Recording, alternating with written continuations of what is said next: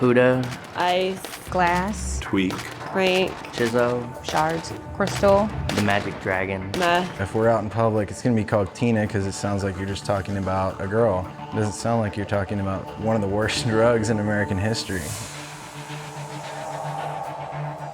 Crystal meth is actually the more pure form of methamphetamine. Commonly, people think methamphetamine is just a powder, but really, these days, you have to go searching just to find it in powder form. Crystal meth is the most common what you're gonna find of the meths. It looks like glass, like blades almost, but it's like glass pieces. Comes in different flavors sometimes. It comes in like different colors, kind of pinkish, brown color, like an off-white, and sometimes it's crystal clear. And there is also another thing, it's called peanut butter crank. It actually looks like peanut butter, smells like peanut butter, and it's basically pure speed. It's more pure form of crystal meth. It's made out of Everything underneath the hood of your car and your kitchen sink. Ammonia, driveway cleaner, lye, gun bluing. Battery acid. pesticides. It's basically ingredients that if you ingested any of them would pretty much kill you or send you to the hospital in serious condition. and I know that the people that manufacture it, can get blown up and they die. It's strictly just toxic poison. For every 1 pound of meth that you make, you get 6 pounds of toxic waste. It's going to cause irreversible damage. Originally started out snorting it. Snort it, smoke it, shoot it, whatever, I'd snort it, shoot it. And I would ingest it as well. I tried it every way that you could do it, and I just kept gradually going up and, trying to get that better high until I was, slamming it multiple times in the day. I was 13 when I first started doing it. Started about the age of 16. First time I did it, I was 17. I was at my brother's house, just sitting out there smoking it, and he offered it to me. Got into it because I wanted to impress a guy. It was utter curiosity, maybe boredom. I started off just having fun and hanging out. It was a social thing. My parents in my school sent me to a rehab because I got caught smoking weed at school. Just met some people there and I started, hanging out with them when I got out, and they introduced me to it. One day they pulled out, a crystal meth pipe and were smoking it, and I had no idea what it was. And I thought, okay, well, this can't be that bad, everyone else is doing it. I decided since I already smoked marijuana, maybe try this meth thing, so big mistake. Once I tried it that one time, just this instant euphoria, like it probably kicked in within 10 to 30 seconds of smoking it. At first you feel really good, and I felt like I was on top of the world. And it lasts for quite a long time, for some people up to 12 hours. When you come down from it, it's like the complete opposite. And I started coming off of it the next morning. That's when I actually called the drug dealer and said, is this supposed to happen? He's like, yeah, but there's an easy remedy, you just do more. Or once you start and get going, there's no stopping it.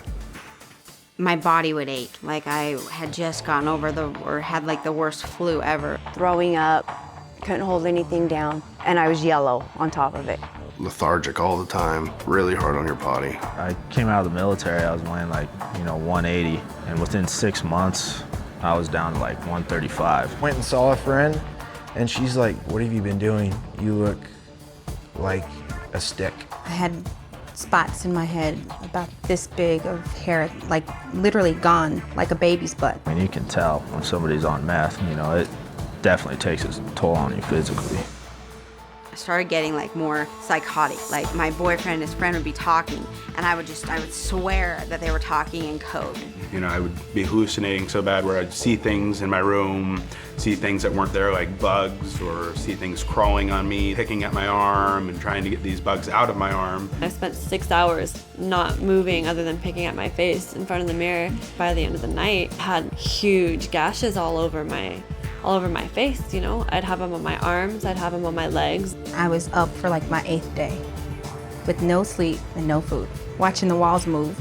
I'd been up for 37 days on meth, and I was looking out my window in the backyard, and I was absolutely positive the police were there. And they were in the bushes, they were in the trees, they were waiting to bust me, they were waiting to bust all my friends. So picked up the phone and I called 911, and I told the dispatcher that if you guys are gonna sit in my backyard and just watch me, why don't you come and arrest me? And all my friends at that point just left.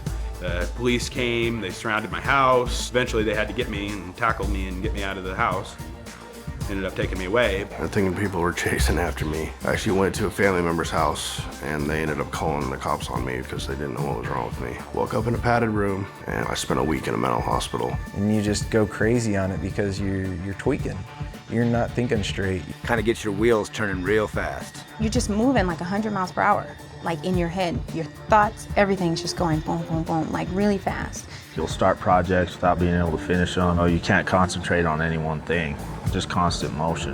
And you're doing absolutely nothing. I had to calm myself down, panic attacks and stuff. I would just start getting real irritable, cranky, tired. You get depressed. Feel worthless. I remember just wanting to lay in bed and sleep my life away. That was the only way I could function, is if I did just do a shot. Just needed that and wanted it and was going to do anything to get it at that point.